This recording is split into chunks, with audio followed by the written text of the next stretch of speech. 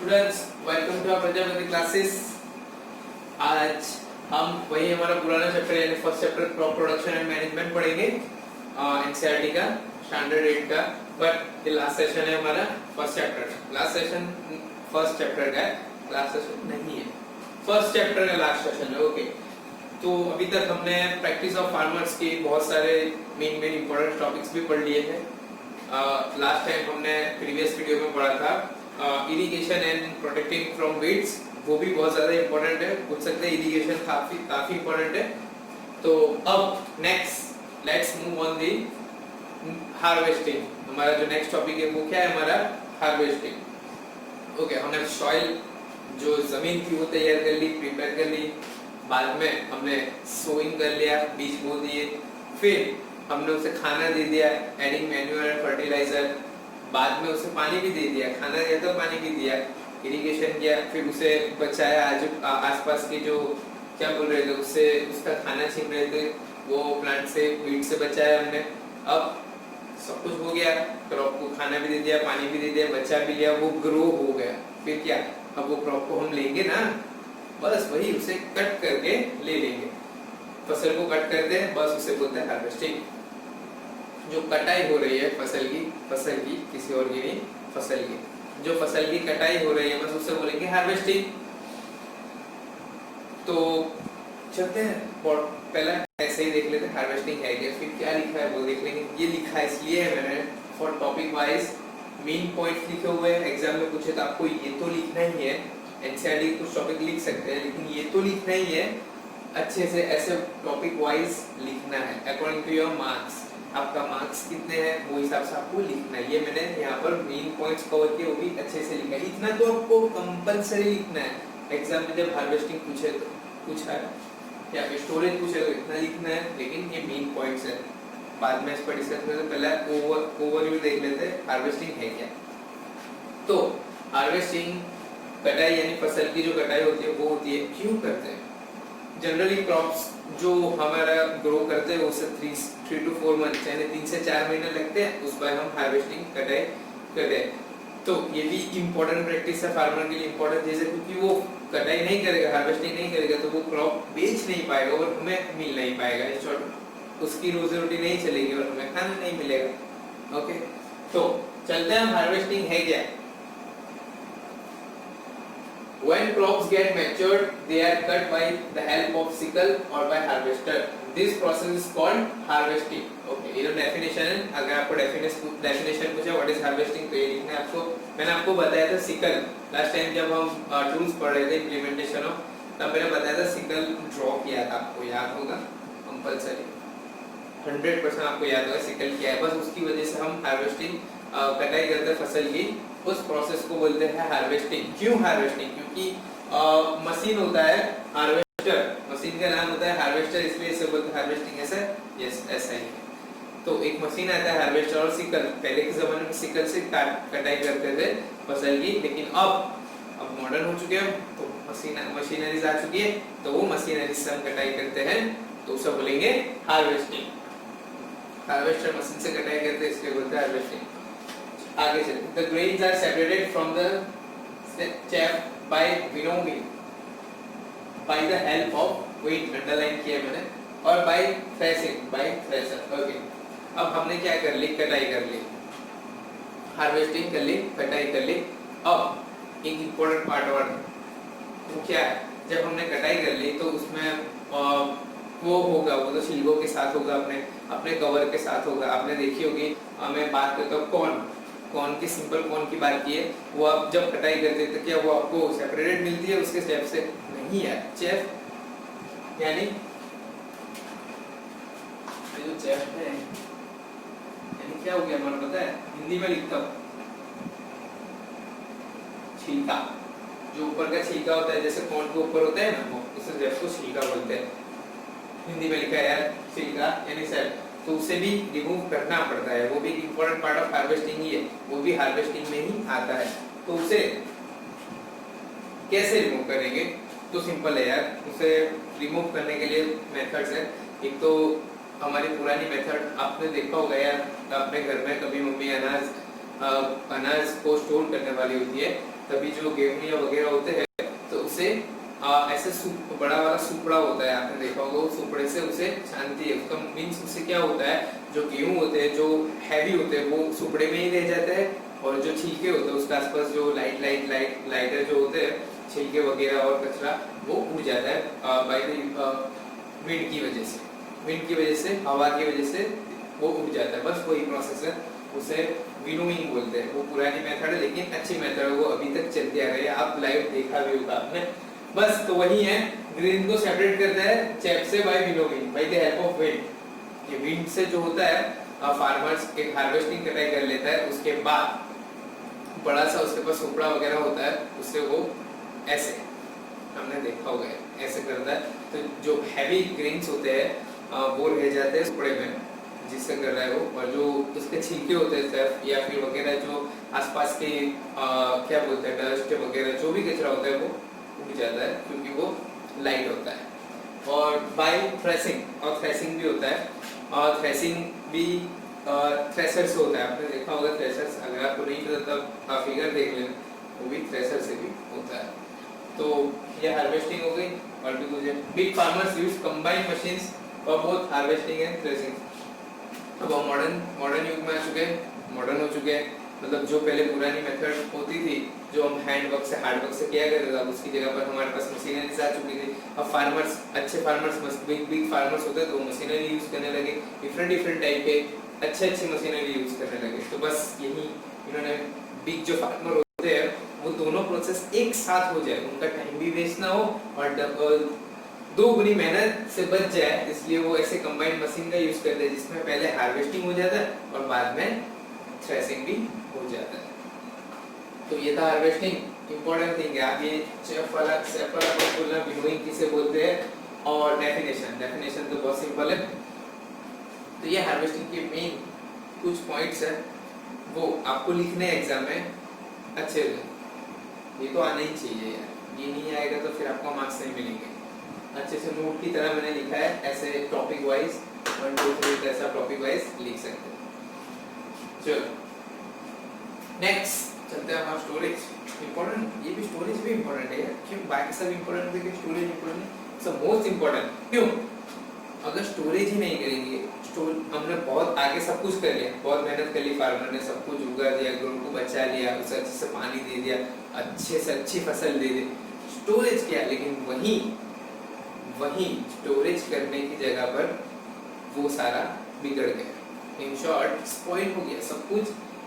क्या बोल गया, रेट्स ने खराब कर दिया, या मॉइस्चर ने खराब कर दिया, या फिर बोल सकते कोई भी पेस्टिसाइड्स, माइक्रो ऑर्गेनिज्म ने खराब कर दिया। तो क्या मतलब हुआ है, सब खत्म, कुछ मतलब हुआ है, सब खत्म, आगे वाली सारी मेहनत पानी में। इसलिए ये स्टोरेज बहुत ज्यादा इंपॉर्टेंट है।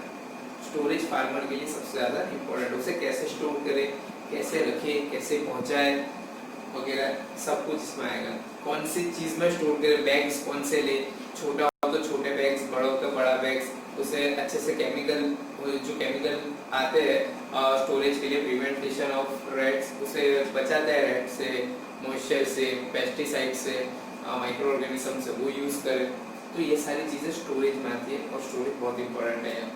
लास्ट स्टेज है तो वो वाकई में इंपॉर्टेंट होगा। अगर ये खराब हो गया तो आगे के सारे स्टेप खराब। सिंपल। स्टोरेज पे चलते हैं। Grains are dried in open and stored in gunny bags and are placed in ventilated cemented halls called godowns. Okay, आपने सुना होगा कि भाई अनाज जो स्टोर होता है उसे गोडाउन बोलते हैं, सिंपल। तो उसके पहले क्या बोलते हैं, आपने देखा होगा वो क्या बोलते हैं उसे, बैग्स होते हैं बड़ी बड़ी जो गोडाउन में अनाज के लिए स्टोर करते हैं। उसमें बड़ा सा एक तो बड़ा हॉल होता है, वेंटिलेशन वाला हॉल होता है, मींस वहां से हवा आ जा सके, वहां पर क्या हो सके, ह्यूमिडिटी अच्छे से रह सके, मींस वहां पर ऐसा कोई एटमॉस्फेयर क्रिएट ना हो जाए कि जो स्टोरेज के वो हमारा ग्रीन है उसे खराब कर दे। तो वेंटिलेशन जरूरी है, तो वेंटिलेटेड सीमेंटेड हॉल होना चाहिए। तो उससे क्या बोलेंगे, गोडाउन। लेकिन हम वो जो अनाज है, जो ग्रेन्स है, उसे तो हम एक बैग में स्टोर करेंगे, और उसे क्या बोला है यहाँ पर, गनी बैग बोलते हैं। उसमें स्टोर करते हैं, बाद में उसे गोडाउन में रखते हैं। अभी लिखा है, ये आपने देखा,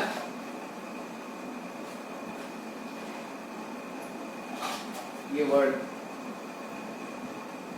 राइट, सबसे इंपॉर्टेंट वर्ड स्टोरेज का मैंने राउंड किया है, सबसे इंपॉर्टेंट वर्ड। अगर ये वर्ड नहीं आया मींस आप लिख रहे हो तो वर्ड्स नहीं आया तो खत्म स्टोरेज में, क्योंकि बाद में बहुत दिक्कत हो जाएगी। और रियल लाइफ की बात करो, जब फार्मर्स जो ये एग्रीकल्चर में जो फार्मर स्टोर करते हैं, उन्होंने ये स्टेप नहीं किया तो खत्म हो जाएगा सब, स्टोरेज सब फिनिश हो जाएगा। फिनिश हो जाएगा मींस सारा स्पॉइल हो जाएगा, क्या बोलते हैं, गंदा हो जाएगा, फेंकने जैसा हो जाएगा, यूज नहीं कर पाएंगे, खा नहीं सके। तो ड्राइड, सबसे पहले उसे ड्राइड करना पड़ता है। क्यों सन में ड्राइड करते हैं? ड्राइड मतलब सुखाना इन शॉर्ट। आपने देखा होगा यार, आपकी मम्मी बहुत सी चीजें ड्राइड करती है, सन में रखती है, सुखाती है।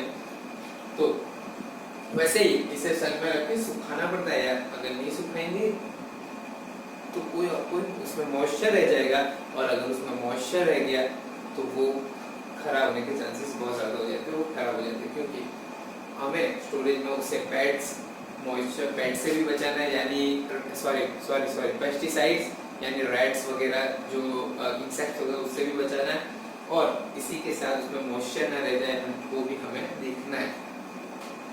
तो फार्मर्स आगे चलते हैं। फार्मर कीप्स ड्राइड, आगे वापस dried grains in jute bags और इन मेटालिक बीन्स और इन मड बीन्स। ये सब चीज में वो जो ड्राई किया हुआ ग्रेन हमारा सन में वो स्टोर करता है। कौन सी? Jute bag, metallic bins and mud bins. आगे large scale storage is done in silos and granaries. Special chemicals are also used to control pests and microorganism. जो लार्ज होती है, दो तरह के होते हैं स्टोरेज। छोटे वाले स्टोरेज करते हैं, मतलब छोटा सा थोड़ा अनाज जो है, थोड़े क्रॉप्स है उससे स्टोर किया, और बड़े वाले तो छोटे वाले को तो Ghani bags, jute bags, metallic beans में रखते हैं और गोडाउन में रखते हैं। लेकिन बहुत ज्यादा हो हमारे पास जो गवर्नमेंट को हम बेचते हैं, गवर्नमेंट को सारे फार्मर्स, तो उनका स्टोरेज के छोटा होगा, गवर्नमेंट का नहीं, उनका बहुत बड़ा हो गया है। तो लार्ज स्केल स्टोरेज सिलोज से एंड ग्रेनरी से होता है, दो वर्ड याद रखना। And special chemicals are also, मैंने बोला था केमिकल यूज करते हैं ताकि वो अच्छे से रहे, उसमें मॉइस्चर ना रहे, मॉइस्चर ना रहे उसके लिए तो ड्राइड करते हैं सन में, वो याद रखना। और केमिकल्स भी यूज करते हैं क्योंकि उससे माइक्रो ऑर्गेनिज्म, पेस्टिसाइड, रैट्स वगैरह से बचा सके। Also used to control pest and micro organism. Okay, तो ये हो गया हमारा सिंपल स्टोरेज। स्टोरेज में कौन सा वर्ड इंपॉर्टेंट? ड्राइड, ये आना चाहिए। अगर ये नहीं हुआ तो मॉइस्चर रह जाएगा, मॉइस्चर रह जाएगा तो फिर सारी चीजें खत्म हो जाएगी। तो आप मेरे नोट्स बना लेना, मैंने पॉइंट्स टू पॉइंट लिखा है, आपको कैसे लिखना है एग्जाम में वो भी लिख के दिया है यहाँ पर। वैसे लिखोगे आपको कोई मार्क्स कट नहीं कर पाएगा। अब लास्ट हमारा एक टॉपिक बच चुका है, क्या है वो? Animal housing. शायद बस वो पढ़ लेंगे, बाद में हमारा चैप्टर खत्म। अब नोट कर लेना यार।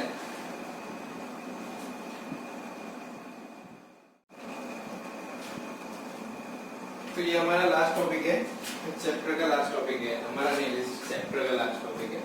और वो क्या है? तो क्या? Animal husbandry. ये मैंने बहुत सारा मतलब गैप से लिखा है, अच्छी स्पेस थी यार, और लिखना छोटा लगा, अच्छे लिख दिया यार, थोड़ा गैप। लेकिन यहाँ पर आप देख सकते हैं लिखना ज़्यादा था तो गैप कम ले लिए। तो क्या है वो सब छोड़ दे यार, टॉपिक पे चलते हैं। एनिमल हस्बेंड्री क्या है? एनिमल हस्बेंड्री तो अभी साइड पे रखते हैं उसे। एनिमल से आप समझ जाएंगे कि एनिमल्स की बात हो रही है। हस्बेंड्री मतलब रखना अच्छे से, इन शॉर्ट हस्बैंड को रखते हैं ना अच्छे से, बस वही अच्छे से रखना, अब उसी तरह समझ सकते हैं। तो मैं बताऊं आपको, जो एनिमल्स होते हैं जो हमें यूजफुल होते हैं, जैसे बुलॉक्स, काउ, बफेलोज, ये सारे एनिमल्स हमें यूज होते हैं एग्रीकल्चर में, हमें उससे प्रोडक्ट भी मिलती है। और बुलॉक्स आप देख सकते हैं आप फार्मिंग में यूज होते हैं, तो उनको उनके लिए कोई उन्हें अच्छा खाना मिलना चाहिए, अच्छा सा रहन शेल्टर जो उनको अच्छे से रह सके, वो सा एटमॉस्फेयर होना चाहिए, कंडीशन होनी चाहिए, पानी अच्छा मिलना चाहिए, खाना अच्छा मिलना चाहिए। बस वो प्रोवाइड हम जो करते हैं उसे इन शॉर्ट बोलते हैं एनिमल हस्बेंड्री। काउ, बफेलो को मिल्क प्रोवाइड करते हैं, प्रोडक्ट हम यूज करते हैं, तो उन्हें भी अच्छे से रखना पड़ता है, अच्छा खाना देना पड़ता है, अच्छे से पानी पिलाना पड़ता है, अच्छे से रखना पड़ता है। मॉनसून बारिश में उन्हें अच्छे से रखना पड़ता है, गर्मी में अच्छे से रखना पड़ता है। तो ये सब चीजें एनिमल हस्बेंड्री में होती है, बस वही है और कुछ नहीं है। छोटा वाला टॉपिक है, पूछ सकते हैं क्या है? The place where animals are reared and provided with proper food, shelter and care.